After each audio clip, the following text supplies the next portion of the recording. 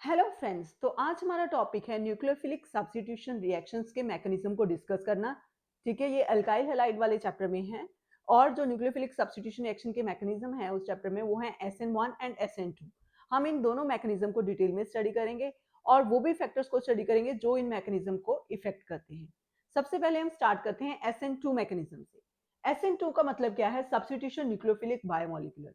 मतलब ये nucleophilic substitution reaction है। बायोमोलिकुलर का मतलब क्या है कि जो इसका रेट है वो दो मॉलिक्यूल्स के ऊपर डिपेंड करता है। मतलब जो इसका रेट है वो सेकंड ऑर्डर काइनेटिक्स को फॉलो करता है। जब हम इसका मैकेनिज्म पढ़ेंगे तब हमें इसे डिटेल में समझ में आएगा कि इसका मतलब क्या है।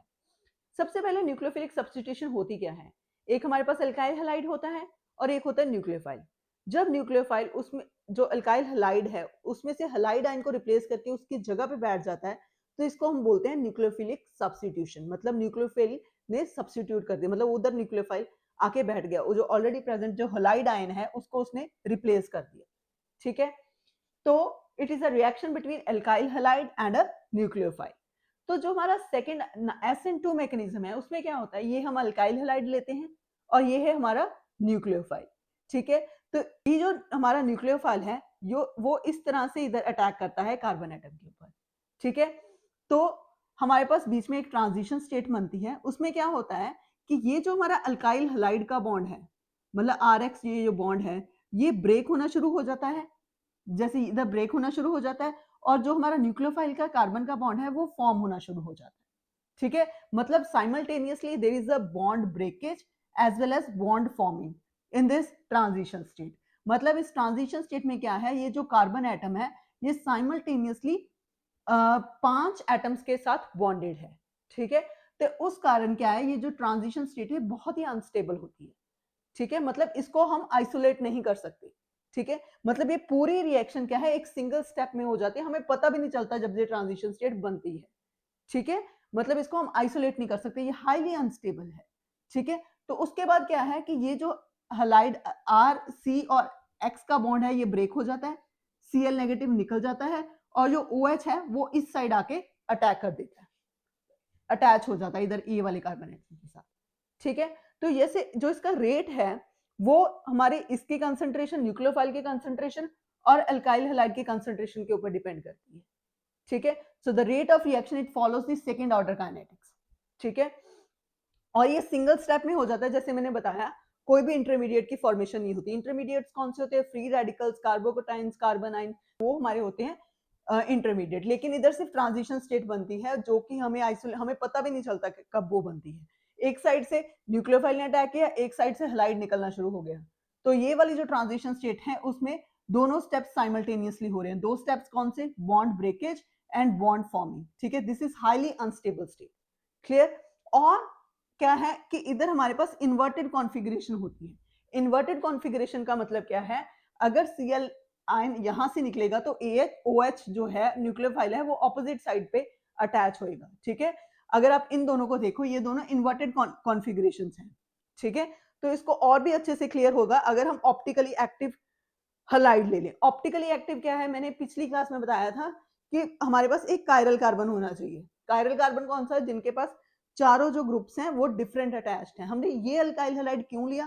क्योंकि इसके जो इन्वर्जन ऑफ कॉन्फ़िगरेशन है उसको स्टडी करना इजी रहेगा। ठीक है, जब हमने इसका अल्काइल हैलाइड लिया, उसको न्यूक्लियोफाइल के ऊपर अटैक कराया, तो ये जो CBr बॉन्ड है ये ब्रेक हो गया। तो जो हमारा OH बॉन्ड है, जो OH है वो यहाँ से अटैक बैक साइड से अटैक करेगा ये कार्बन एटम को। उस कारण जो OH है वो ऑपोजिट साइड पे अटैच हो जाएगा यहाँ पे, और Br नेगेटिव आयन हमारा निकल जाएगा। ठीक है, मतलब जो हमारा Br था वो इस साइड था लेकिन OH ऑपोजिट साइड पे अटैच किया। ठीक है, तो इसको हम बोलते हैं इन्वर्जन ऑफ कॉन्फ़िगरेशन। तो इसको हम ऐसे समझ सकते हैं कि जैसे ये हमारा अम्ब्रेला है। ठीक है, इधर ये सारे हमारे ग्रुप्स लगे हुए हैं, जो ये वाले ग्रुप्स हैं। ठीक है, CH3H एंड C6H13। ठीक है, तो जब हमारे न्यूक्लियोफाइल ने अटैक किया उसके बाद क्या हुआ, अम्ब्रेला ऐसी पोजीशन ले लेता है जैसे स्ट्रॉन्ग विंड आती है तो जो हमारा अम्ब्रेला टूट जाता है ना, मतलब ये जो सारी चीज है ये ऊपर वाली साइड को चल जाती है। ठीक है, मतलब हमारा इन्वर्जन होगी, पहले इस तरह से था, फिर सारे ग्रुप इस तरह से अपीयर होंगे और न्यूक्लियोफाइल इधर अटैक करेगा। समझ में आया? मतलब वो एकदम से उल्टा हो गया। Clear? So this is SN2 mechanism, ठीक है? ये सिंगल स्टेप में होता है, सेकेंड ऑर्डर काइनेटिक्स को फॉलो करता है, कोई भी इंटरमीडिएट नहीं बनता, ठीक है?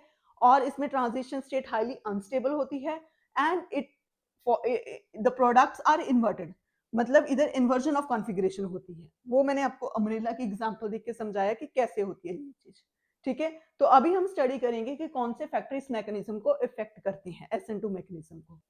अभी हमने स्टडी करना है कि जो हमारा SN2 मैकेनिज्म है उसके ऊपर कौन से फैक्टर्स उसको इफेक्ट करते हैं, ठीक है? अभी हमें पता है कि जो रेट ऑफ SN2 मैकेनिज्म है वो सेकेंड ऑर्डर काइनेटिक्स को फॉलो करता है, मतलब वो एल्काइल हैलाइड के ऊपर भी डिपेंड करता है और जो हमारा अटैकिंग न्यूक्लियोफाइल है उसके ऊपर भी डिपेंड करता है। मतलब ये हमारा है सबस्ट्रेट और ये है हमारा न्यूक्लियोफाइल, तो इन दोनों के ऊपर रेट डिपेंड करता है, मतलब कितनी जल्दी हमारी कोई भी रिएक्शन होगी वो हमारा रेट डिटरमिन करता है।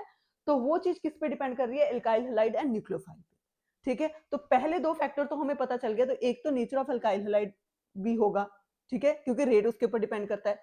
सेकंड, न्यूक्लियोफाइल भी होगा, मतलब ये दोनों चीजों के ऊपर तो इफेक्ट करेगा ही करेगा, और साथ के साथ सॉल्वेंट का भी इफेक्ट होता है, और जो हमारा लिविंग ग्रुप है वो कितना जल्दी कितना इजीली लीव करेगा उसके ऊपर भी डिपेंड करता है, ठीक है? दो चीजें तो यहां से पता चल गई, ठीक है, रेट से, और तीसरी चीज के क्या है, हमारा कौन सा सॉल्वेंट यूज कर रहे हैं, और उसके बाद जो लीविंग ग्रुप है वो कितने जल्दी लीव करेगा, इसको भी हम डिटेल में स्टडी करेंगे, ठीक है? तो पहले क्या है? पहला है हमारा नेचर ऑफ अल्काइल हैलाइड, ठीक है, मतलब ये जो हमारा अल्काइल हैलाइड है उसका कैसा नेचर हो, ठीक है? अभी जब हमने मैकेनिज्म स्टडी किया हमें पता है कि जो अल्काइल हैलाइड था उसके ऊपर न्यूक्लियोफाइल आके अटैक कर रहा था, ठीक है, एक ही स्टेप में, ठीक है? तो क्या है कि अगर हमारा अल्काइल हैलाइड उसमें बल्कियर ग्रुप्स अटैच होंगे तो न्यूक्लियोफाइल को स्टेरिक हिंड्रेंस प्रोवाइड होएगी, ठीक है? तो उस कारण क्या होएगा, कोई न्यूक्लियोफाइल को अटैक करना would be really very difficult, ठीक है, क्योंकि उधर क्राउडेड एटमॉस्फेयर बन जाएगा, और मोरओवर जो ट्रांजिशन स्टेट होएगी वो तो पहले ही बहुत अनस्टेबल है, और अगर उधर हाइड्रोजन्स की जगह पे और भी ज्यादा बल्कियर ग्रुप लगे होंगे तो वो तो बहुत ही ज्यादा अनस्टेबल होएगी, उसका बनना बहुत मुश्किल होएगा, ठीक है? जैसे हम इधर ऐसे समझ सकते हैं, तो ये तो हमारा है मिथाइल हैलाइड, ठीक है, CH3X, ठीक है, इधर तो smaller smaller hydrogen groups attach हैं, तो इधर तो न्यूक्लियोफाइल इजीली अटैक करेगा, ठीक है? तो इसका जो रेट होएगा वो सबसे फास्ट होएगा, मतलब जो हमारा मिथाइल हैलाइड्स हैं उनके लिए SN2 मैकेनिज्म फेवर करेगा, ठीक है? जो मिथाइल हैलाइड्स हैं उनका जो SN2 मैकेनिज्म का रेट है वो सबसे ज्यादा होगा, क्योंकि इधर हाइड्रोजन ग्रुप है, वेरी लेस स्टेरिक हिंड्रेंस होगी, ठीक है? लेकिन अगर हम इसको प्राइमरी से रिप्लेस कर दें, मतलब इधर हमारे पास CH3 ग्रुप लगा हो तो न्यूक्लियोफाइल को डिफिकल्टी होगी, मतलब इधर क्राउडेड एटमॉस्फेयर बनना शुरू हो जाएगा, तो इधर तो और भी ज्यादा क्राउडेड है सेकेंडरी में, टर्शरी में तो बहुत ही ज्यादा क्राउडेड है, मतलब ये वाली जो रिएक्शन होगी ये तो बहुत ही स्लो होगी, ये तो बहुत इम्पॉसिबल टाइप ऑफ रिएक्शन होगी अगर हम इसको प्रोसीड करेंगे थ्रू SN2 मैकेनिज्म, ठीक है? SN2 से जो टर्शरी हैलाइड्स हैं, ठीक है, टर्शियरी अल्काइल हैलाइड्स, इनकी जो रिएक्शन होगी that will be really very slow, लेकिन मिथाइल क्लोराइड्स जो हैं या मिथाइल हैलाइड्स हैं इनकी जो रिएक्शन है फास्ट होगी, क्योंकि इधर there is very less steric hindrance, कोई भी बल्कि ग्रुप प्रेजेंट नहीं है कार्बन के अराउंड, ठीक है, लेकिन due to the presence of bulkier group उधर जो रिएक्शंस होंगी वो स्लो रहेंगी। So this is the rate, मतलब जो हमारा अल्काइल हैलाइड होना चाहिए वो कैसा होना चाहिए? बहुत कम बल्कियर, मतलब बेसिकली हमारा क्या होना चाहिए, मिथाइल वाला जो हैलाइड है वो ज्यादा अच्छे से रिएक्शन करता है in case of SN2 mechanism, ठीक है? तो हमारा नेचर ऑफ अल्काइल हैलाइड हमें समझ में आ गया कि जो हमारा मिथाइल है that is more reactive than primary than secondary and then tertiary, ठीक है? तो अभी हम नेक्स्ट स्टडी करेंगे स्ट्रेंथ ऑफ न्यूक्लियोफाइल। अभी जो हमारा नेक्स्ट फैक्टर है that is the strength of nucleophile, क्योंकि हमें पता है रेट जो है वो न्यूक्लियोफाइल के ऊपर भी डिपेंड करता है, तो न्यूक्लियोफाइल की स्ट्रेंथ भी डिसाइड करेगी कि कोई भी वो वाली SN2 मैकेनिज्म वाली रिएक्शन फास्ट होगी या स्लो होगी। तो स्ट्रेंथ ऑफ न्यूक्लियोफाइल के ऊपर मतलब ये फर्दर 3 स्टेप्स में हम इसको समझ सकते हैं। तो सबसे पहला कौन सा स्ट्रॉन्ग न्यूक्लियोफाइल होगा? न्यूक्लियोफाइल हमें पता है, न्यूक्लियोफाइल क्या होता है? जिसके ऊपर नेगेटिव चार्ज हो और जिसने इलेक्ट्रोफाइल के ऊपर अटैक करना हो, ठीक है, मतलब जिसने पॉजिटिव चार्ज स्पीसीज के ऊपर अटैक करना हो। तो जितना ज्यादा न्यूक्लियोफाइल का चार्ज नेगेटिव स्ट्रॉन्ग होगा उतना वो अच्छा न्यूक्लियोफाइल होगा, उतनी ज्यादा वो इजिली अटैक करेगा इलेक्ट्रोफाइल के ऊपर, ठीक है?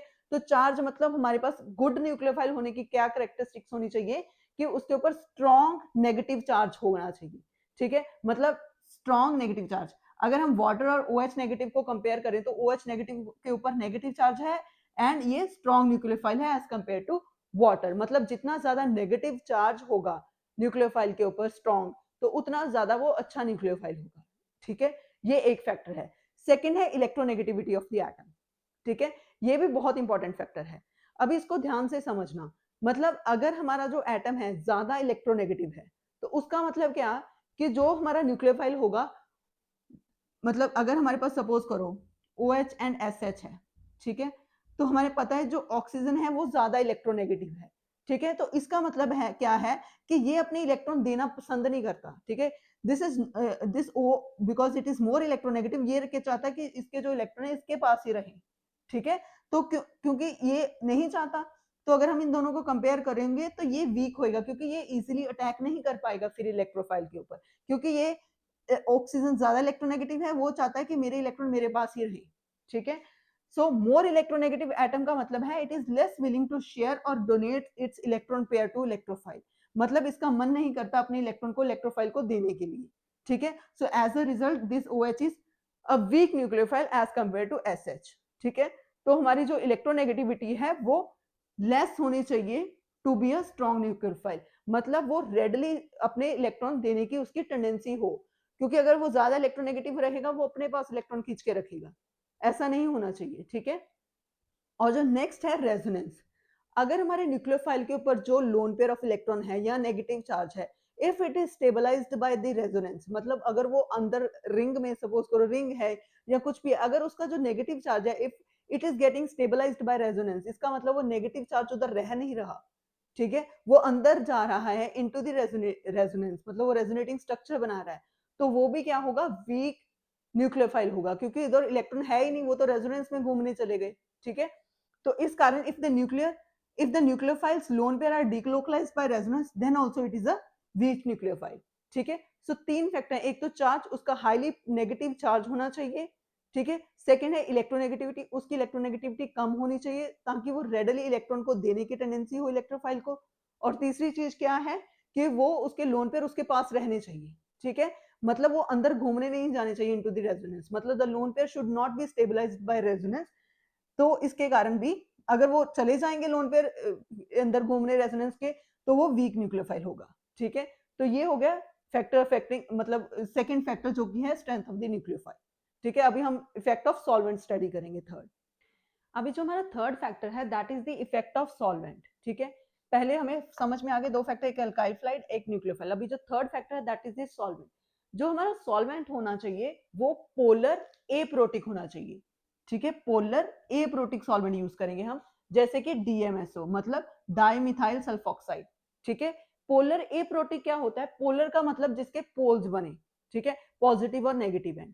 ठीक है, ऐसा तो होना ही चाहिए, और साथ के साथ वो क्या होना चाहिए, एप्रोटिक। एप्रोटिक का मतलब क्या है कि उसके पास कोई एसिडिक हाइड्रोजन नहीं होना चाहिए, मतलब नॉन आयनाइजेबल हाइड्रोजन होना चाहिए, जो कि टूट ना सके जो हाइड्रोजन एटम है, या कि जो कि हाइड्रोजन बॉन्डिंग ना कर सके।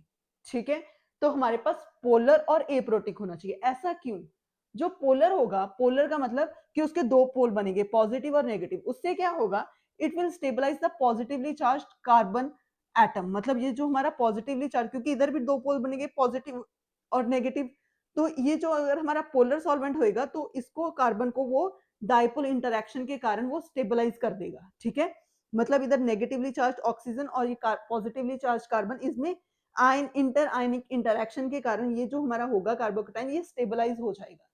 ठीक है, और क्या होगा कि एप्रोटिक होने के कारण क्या है, इसके पास कोई भी आयनाइजेबल हाइड्रोजन नहीं होगी, मतलब वो जो हमारा न्यूक्लियोफाइल है उसके साथ हाइड्रोजन बॉन्डिंग नहीं कर पाएगा वो हमारा सॉल्वेंट।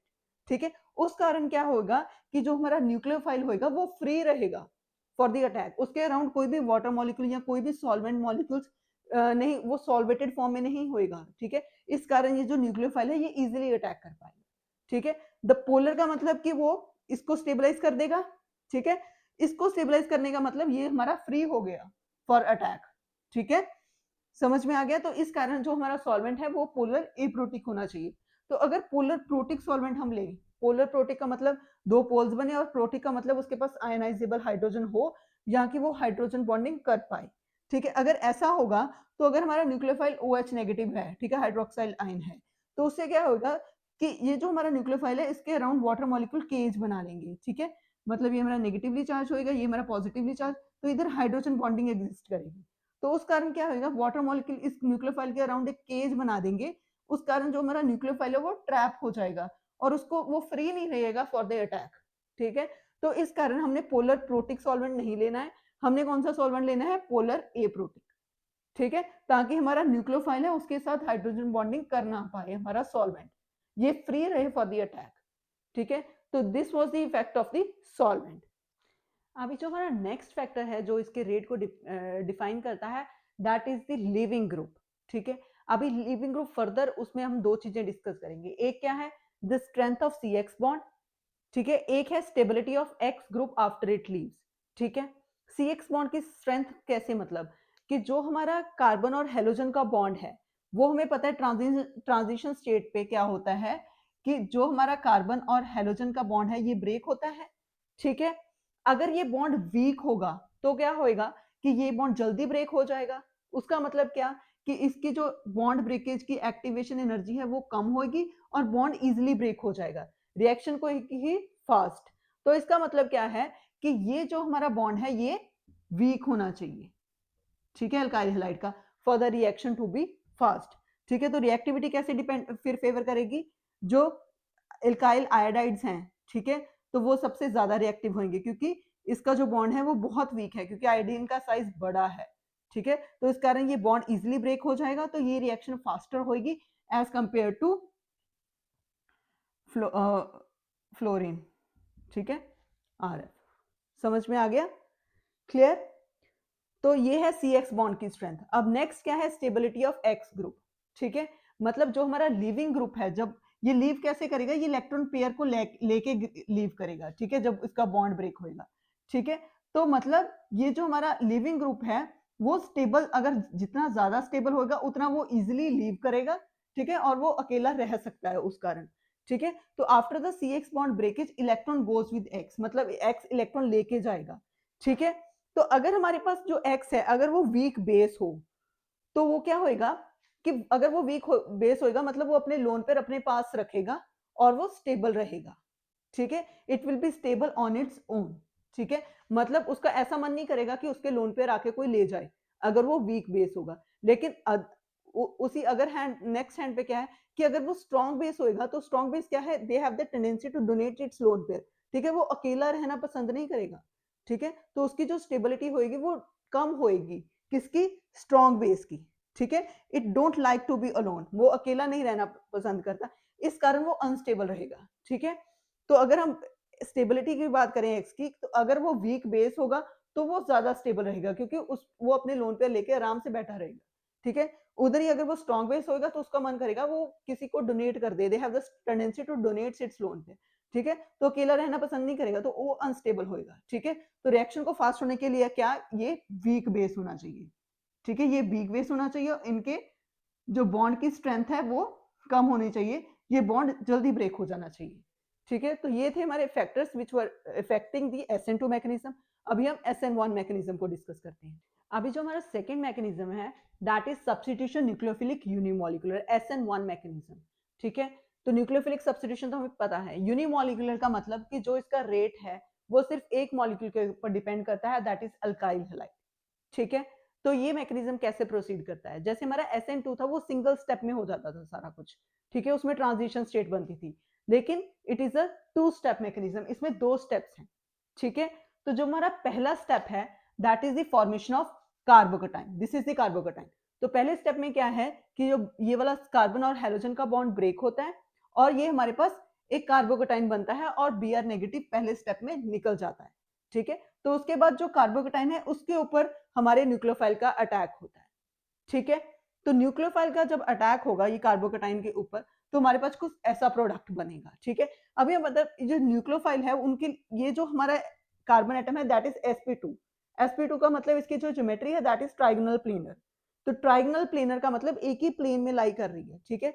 तो जो हमारा OH नेगेटिव है ना उसको हर एक जो एटमॉस्फेयर है वो सेम मिल रहा है, तो वो कहीं से भी अटैक कर सकता है, ऊपर से भी अटैक कर सकता है और नीचे से भी अटैक कर सकता है, ठीक है, because the geometry is trigonal planar. ठीक है। तो इस कारण हमारे पास दोनों मिक्सचर आएगा प्रोडक्ट का। तो इसको हम कैसे समझ सकते हैं कि अगर हम ये हमारे पास ऑप्टिकली एक्टिव कार्बन एटम ले, तो पहले स्टेप में क्या होएगा, ये ब्रोमीन और कार्बन का बॉन्ड टूटेगा तो हमारे पास कार्बोकेटाइन बनेगा। ठीक है। अभी हमें पता है कि ये जो कार्बोकेटाइन है उसकी जो ज्योमेट्री है दैट इज ट्राइगोनल प्लेनर। ठीक है। ये sp2 हाइब्रिडाइज्ड कार्बन एटम है। ठीक है। तो ये हमारे 3 ग्रुप्स इसके ऊपर लगे हुए हैं। ठीक है। अब ये एक प्लेन में लाई कर रहा है, समझ में आएगा। आप अज्यूम कर लो, ठीक है, कि ऐसा एक प्लेन है। ठीक है। ये कार्बन एटम है, ये 3 इसके ऊपर ग्रुप लगे हुए हैं। तो जो OH नेगेटिव आयन है वो कहीं से ऊपर से भी अटैक कर सकता है, नीचे से भी अटैक कर सकता है, जैसे मैंने इधर शो किया, इधर से भी अटैक कर सकता है और इधर से भी अटैक करेगा। अगर इधर से अटैक करेगा तो हमारे पास ऐसा प्रोडक्ट बनेगा, OH इस साइड आ जाएगा। अगर नीचे से अटैक करेगा तो हमारे पास ऐसा प्रोडक्ट बनेगा। ठीक है। सो ये जो SN1 मैकेनिज्म है, इधर क्या है हमारे पास रेसमिक मिक्सचर बनता है, it proceed by the racemisation. उधर क्या थे, इन्वर्जन होती थी। ठीक है। मतलब अगर हमारा Br ग्रुप इधर लगा हुआ है तो OH ऑपोजिट साइड पे जाके लगता था। ठीक है। क्योंकि उधर हमारे पास ट्रांजिशन स्टेट बनती थी, उसको बल्कि एनवायरनमेंट मिलता था, तो उसको जो जहां पे कन्वीनियंट होता था वो उस साइड अटैक करता था। क्लियर, समझ में आ गया। तो ये है हमारा SN1 मैकेनिज्म। अभी हम इसके फैक्टर स्टडी करेंगे कि कौन से फैक्टर इसको अफेक्ट करते हैं। अभी हम स्टडी करेंगे factors which are affecting the SN1 mechanism. हमें पता है SN2 में 4 फैक्टर्स थे, लेकिन इधर 3 फैक्टर्स होंगे, क्योंकि इधर जो न्यूक्लियोफाइल है वो नहीं इफेक्ट करेगा रेट को। क्यों? क्योंकि रेट डिटर्मिनिंग स्टेप है, उधर सिर्फ एल्काइल हैलाइड पे डिपेंड करता है, वो न्यूक्लियोफाइल के ऊपर डिपेंड नहीं करता। तो बाकी वो 3 फैक्टर्स जो थे वो इधर भी रहेंगे। ठीक है। अभी हम डिस्कस करते हैं एक एक करके उनको। अभी हमें अगर हम अल्काइल हैलाइड की बात करें तो उधर क्या स्टेबल था, प्राइमरी या मिथाइल अल्काइल हैलाइड। ठीक है। क्योंकि उधर स्टेरिक हिंड्रेंस वाला इफेक्ट था। लेकिन इधर क्या है कि जो हमारा रेट डिटर्मिनिंग स्टेप है उधर हमारा कार्बोकेटाइन बनता है। ठीक है। मतलब अगर जो हमारा कार्बोकेटाइन होगा, अगर वो ज्यादा स्टेबल होएगा तो हमारी रिएक्शन फॉरवर्ड होएगी। ठीक है। तो फॉरवर्ड रिएक्शन होने के लिए हमारा जो कार्बोकेटाइन है वो स्टेबलाइज होना चाहिए। तो हमें पता है कि जो हमारा टर्शरी कार्बोकेटाइन है वो ज्यादा स्टेबल है as compare to secondary and primary. ठीक है। मतलब ये जो हमारा टर्शरी कार्बोकेटाइन होता है जिसको ऊपर 3 मिथाइल ग्रुप्स लगे होते हैं, तो वो हमारा ज्यादा स्टेबल होता है। इसको हमने एक्सप्लेन किया था जब हमने इलेक्ट्रॉनिक इफेक्ट्स वाली हमारी क्लास थी। इलेक्ट्रॉनिक इफेक्ट्स में क्या था कि इसको हम स्टेबलाइज किस फैक्टर से करते थे, 2 फैक्टर, एक तो था हमारा इंडक्टिव इफेक्ट और एक तो हमारा था हाइपर कॉन्जुगेशन। ठीक है। Due to these 2 effects this tertiary carbocation is more stable. ठीक है। क्योंकि इसका इंडक्टिव इफेक्ट कैसे एक्ट करता था, मिथाइल ग्रुप इसको पॉजिटिव चार्ज और सप्लाई कर देता था। ठीक है। तो इस कारण इसका जो पॉजिटिव चार्ज था वो न्यूट्रलाइज हो जाता था। ठीक है। तो प्लस आई इफेक्ट के कारण जो हमारा टर्शरी कार्बोकेटाइन है वो ज्यादा स्टेबल है। सिमिलरली इसके हाइपर कॉन्जुगेटिंग स्ट्रक्चर्स भी ज्यादा बनते हैं। ठीक है। तो उस कारण जो हमारा टर्शरी कार्बोकेटाइन है वो ज्यादा स्टेबल है। तो जितना ज्यादा स्टेबल हमारा कार्बोकेटाइन होगा उतनी ज्यादा फॉरवर्ड रिएक्शन होगी और उतनी ज्यादा हमारा रेट ऑफ रिएक्शन फास्ट होगा। ठीक है। तो ये तो हो गई अल्काइल हैलाइड की बात। ठीक है। अभी ये न्यूक्लियोफाइल के ऊपर डिपेंड नहीं करता। तो हम सीधा आते हैं हमारे सेकंड फैक्टर को, वो क्या है हमारा सॉल्वेंट इफेक्ट। ठीक है। तो उधर हमने कौन सा सॉल्वेंट यूज किया था, पोलर एप्रोटिक। ठीक है। इधर हम क्या यूज करेंगे, पोलर प्रोटिक सॉल्वेंट। पोलर का मतलब जैसे मैंने बताया 2 पोल्स बने होने चाहिए। ठीक है। और प्रोटिक का मतलब क्या है, इसके पास जो ऐसी हाइड्रोजन होनी चाहिए जो कि हाइड्रोजन बॉन्डिंग करे। ठीक है। आयनाइजेबल हाइड्रोजन एटम इधर होना चाहिए, एसिडिक हाइड्रोजन होना चाहिए। क्यों, वो भी हम स्टडी करते हैं। ठीक है। इसका क्या फर्क पड़ता है कि जैसे सपोज करो ये हमारे पास अल्काइल हैलाइड है। ठीक है। तो फर्स्ट स्टेप में क्या होता है कि हमारे पास कार्बोकेटाइन बनता है और Br नेगेटिव आयन निकल जाता है। तो अगर हमारा कार्बोकेटाइन और Br नेगेटिव अगर ये स्टेबलाइज हो जाएंगी तो हमारी फॉरवर्ड रिएक्शन फास्ट होएगी। ठीक है। कोई भी चीज इनको जो स्टेबलाइज करेगी वो रेट को फास्ट करेगी। तो अगर हमारे पास सॉल्वेंट क्या है, पोलर प्रोटिक, तो इधर ये जो कार्बोकेटाइन है ये हमारे पोलर प्रोटिक सॉल्वेंट की एग्जांपल है वाटर। ठीक है। तो ये जो हमारा पॉजिटिव चार्ज है ये ऑक्सीजन वाले नेगेटिव चार्ज के साथ आयन डाइपोल इंटरेक्शंस कारण ये स्टेबलाइज हो जाएगा हमारा कार्बोकेटाइन। सिमिलरली जो हमारा ये जो ब्रोमीन Br नेगेटिव आयन है, या इधर क्लोराइड भी हो सकता है। ठीक है। क्लोराइड के साथ ज्यादा अच्छे से हाइड्रोजन बॉन्डिंग होती है। ठीक है। तो अगर हम क्लोराइड लेंगे तो ज्यादा बेटर है। ठीक है। अगर सपोज करो इधर क्लोराइड है तो उधर भी क्या होगी हमारे पास, ये जो इसका नेगेटिव चार्ज और ऑक्सीजन इनके साथ, सॉरी ये गलत बना दिया। ठीक है। ये हाइड्रोजन के साथ हमारी हाइड्रोजन बॉन्डिंग कर लेगा। ठीक है, तो ऐसे इसके साथ हाइड्रोजन बॉन्डिंग हो जाएगी। ठीक है, तो इस कारण ये जो हमारा होएगा ये भी स्टेबलाइज हो जाएगा Br नेगेटिव। ठीक है,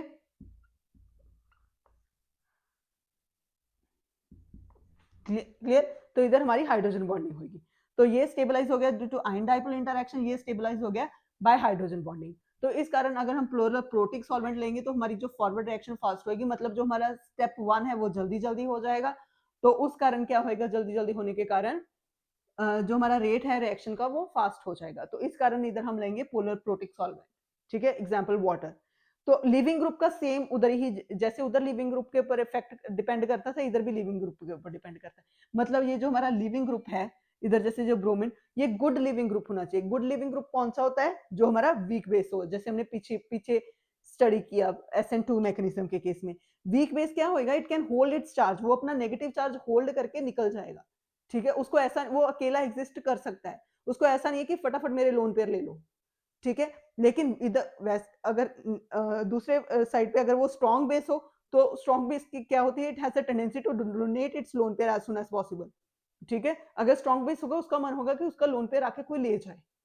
ठीक है, तो वो लोन पेयर लेके इजिली निकल नहीं सकता। ठीक है, तो इस कारण गुड लिविंग ग्रुप कौन से होते हैं, जो हमारे वीक बेसिस होते हैं। So these are the 3 factors that effect the SN1 mechanism. सिर्फ इसमें फर्क क्या था न्यूक्लियोफाइल के केस में। ठीक है, जो हमारा न्यूक्लियोफाइल है वो नहीं डिपेंड करता। ठीक है, रेट को न्यूक्लियोफाइल नहीं इफेक्ट करता। क्लियर। तो these were our SN1 and SN2 mechanism along with their factors which affect those mechanism. ठीक है, अगर आपको ये क्लास अच्छे से समझ आ गई हो तो प्लीज वीडियो को लाइक करें, शेयर करें, चैनल को सब्सक्राइब करें। Thank you so much.